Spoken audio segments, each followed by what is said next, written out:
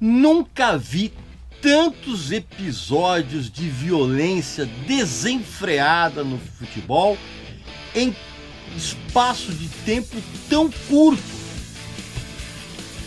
E eu tenho uma explicação para isso. Presta atenção.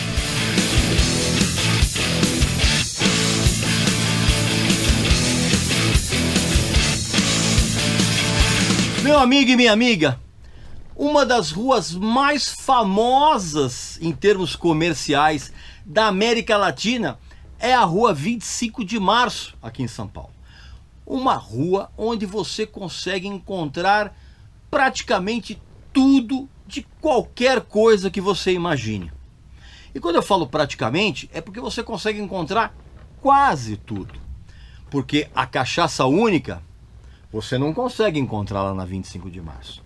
Mas nós vamos aproveitar essa data e o fato dessa rua ser famosíssima e nós vamos fazer uma promoção sensacional esse mês.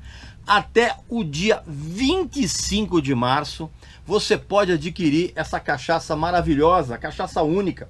A melhor cachaça que eu já provei até hoje na minha vida. Tanto que inclusive, ó, essa garrafa aqui, ó, essa garrafa já tá quase no fim, ó. Olha aqui, ó. De tão boa que essa cachaça é. Então você pode aproveitar essa promoção até o dia 25 de março. Nós teremos aqui a possibilidade de você adquirir essa cachaça com 25% de desconto.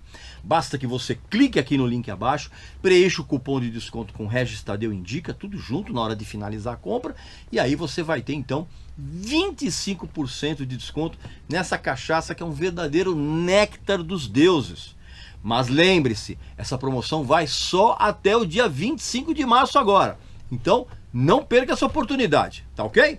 Eu recomendo. Meu amigo e minha amiga, eu ando estarrecido com a quantidade de episódios de violência dentro do futebol, não só brasileiro, mas latino-americano. É uma coisa absolutamente absurda, num espaço de tempo tão curto, acontecerem tantas confusões.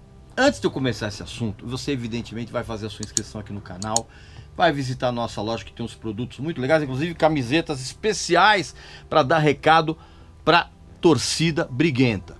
Vejam só o que aconteceu recentemente com o time do Bahia, no qual o goleiro Danilo Fernandes ele escapou de ficar cego de um olho por um tris, além de outros jogadores que foram atingidos por pedras dentro do ônibus do time.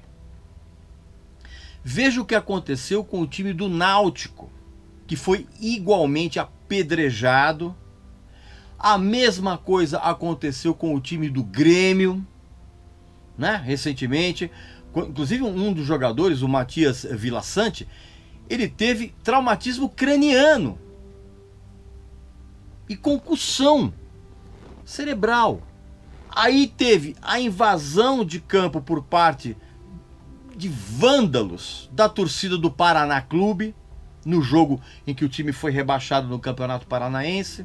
A torcida invadiu o campo para tentar pegar os jogadores e dar um pau neles, cara. Dias atrás, os torcedores... Aí, por isso que eu falo do negócio do futebol latino-americano. Dias atrás, lá no Campeonato Mexicano, os torcedores do Atlas e do Querétaro, eles protagonizaram uma batalha campal absurdamente generalizada, com um monte de gente ferida e que não tinha... E gente ferida que não tinha nada a ver com a briga. E aí, mais recentemente, aconteceu outra briga entre bandidos das torcidas do Cruzeiro e do Atlético.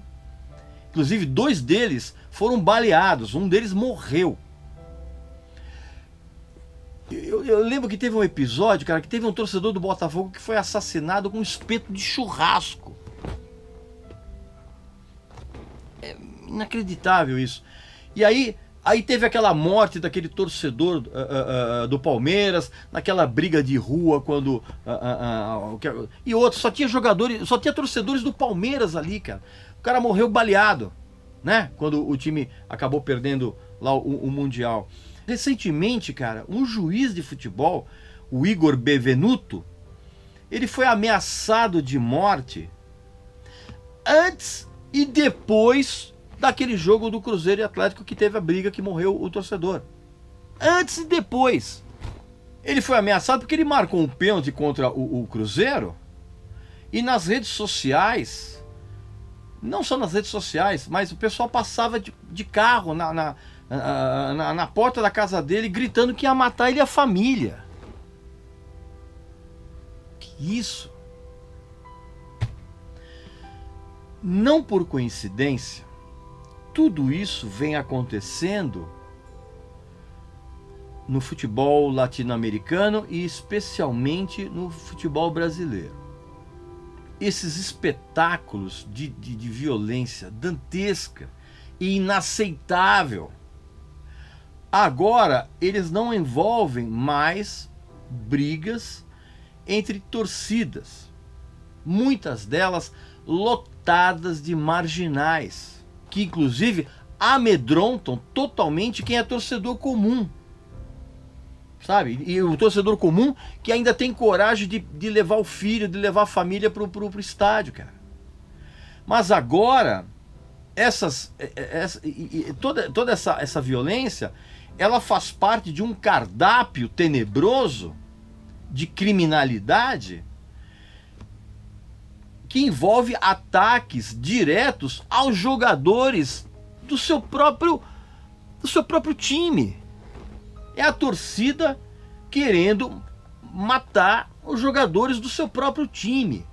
Isso sem contar quando as torcidas adversárias combinam brigas pelas redes sociais, que foi o que aconteceu com o Cruzeiro e Atlético, as torcidas do Cruzeiro e Atlético. E aí eu explico pra você por que está acontecendo tudo isso, cara. Porque essa selvageria, ela reflete o estado de terra de ninguém que virou o Brasil. É o reflexo do total estado de insegurança que a gente vive hoje por conta da absurda violência social e que agora se tornou o quê? Que se tornou um imenso câncer no futebol. O comportamento de grande parte das torcidas organizadas, ela só comprova o quê? Que as autoridades elas são incapazes de lidar com a violência no futebol. 2, obviamente, muitas dessas selvagerias são premeditadas pelas torcidas organizadas, que na verdade elas se tornaram gangues.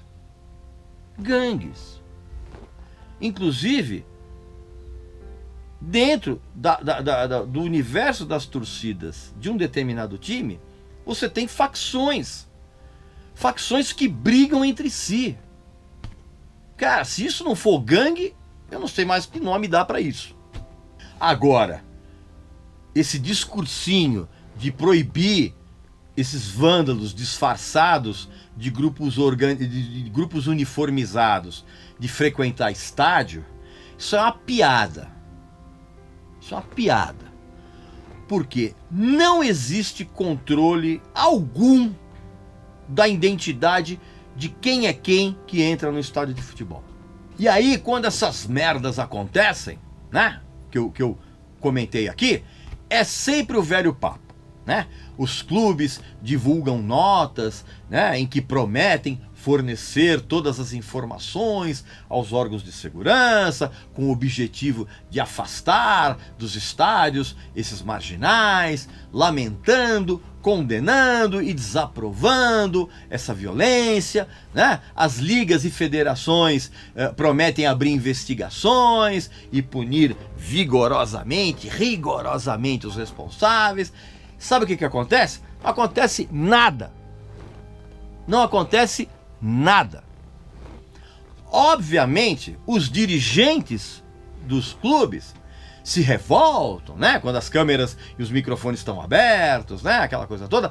Mas são exatamente esses dirigentes que são também grandes responsáveis por essa verdadeira carnificina que tem rolado. Porque são eles que incentivam um vínculo com as torcidas. Eles incentivam e fornecem subsídios para essas torcidas. E essa ligação é tão grande, que faz com que verdadeiros bandidos cheguem a ter influência até mesmo no dia a dia dos clubes. Nenhum dirigente vai admitir isso, nenhum jogador vai admitir isso, mas é a verdade. E é exatamente isso que provoca o pânico que os atletas e todos os funcionários dos clubes sentem desse tipo de gente, desse tipo de torcedor. São esses dirigentes que incentivam a violência quando um determinado time está mal no campeonato e eles abrem os portões do clube para que a equipe receba a visita de torcida organizada lá dentro, né? Dentro do clube, né? Autorizada pelos dirigentes, né? E que depois ficam repudiando esses ataques, né? Com o papo de que não, a cobrança ela deve existir, mas não da forma violenta, que afete a imagem ou qualquer outro dos nossos atletas ou familiares, blá blá blá blá blá blá blá. É uma falsidade total. Quantas vezes você já não viu um time ir mal no campeonato e receber visita de torcida organizada dentro do clube? Adivinha quem permite isso? Os dirigentes.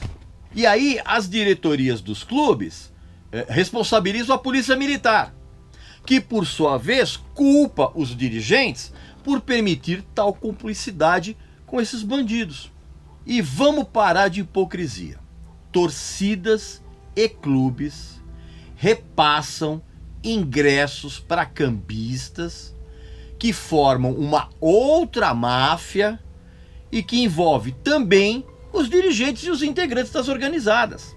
Agora eu te pergunto, meu amigo e minha amiga, como agir de modo civilizado e eficiente contra essa violência num país que tem uma altíssima e absurda taxa anual de homicídios. Muito mais de 60 mil por ano.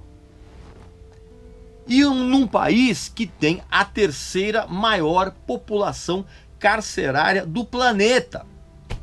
Não dá para ter campanha de prevenção, não dá para ter estratégia de prevenção, blá blá blá, onde impera a repressão.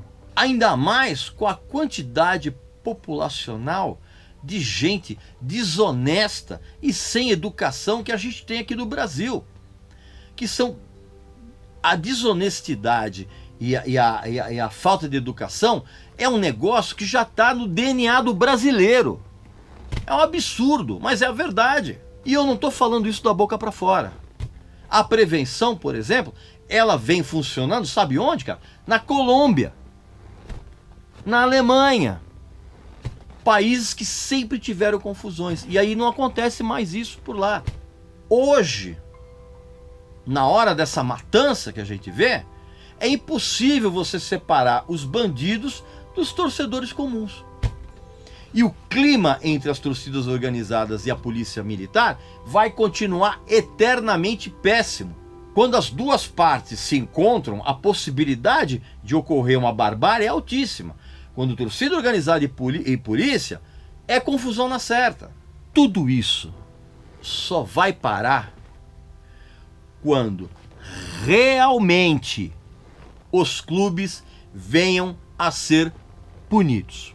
E quando eu falo punidos, não é com essas multinhas de araque aí não, você tá entendendo? Ou perda de mando de campo, esse tipo de coisa. A coisa só vai resolver quando acontecer a exclusão do time do campeonato. Tolerância zero. Fora isso, a gente vai continuar presenciando essa verdadeira barbárie nos campos e você não vai ter a menor segurança de levar os seus filhos, a sua família, para assistir o jogo. Pois bem, meu amigo e minha amiga, essa é a minha opinião a respeito de tudo que está acontecendo dessa violência. Escreva aqui nos comentários o que você pensa a respeito disso. E também não deixa de visitar a nossa loja, que tem uns produtos muito legais, como essa camiseta aqui, ó, endereçada para quem é arruaceiro. Tá ok? Não esquece também de fazer a sua inscrição aqui no canal, tá bom? E a gente volta muito em breve aqui. Um abraço para você, para sua família e para seus amigos. Muita saúde aí e juízo.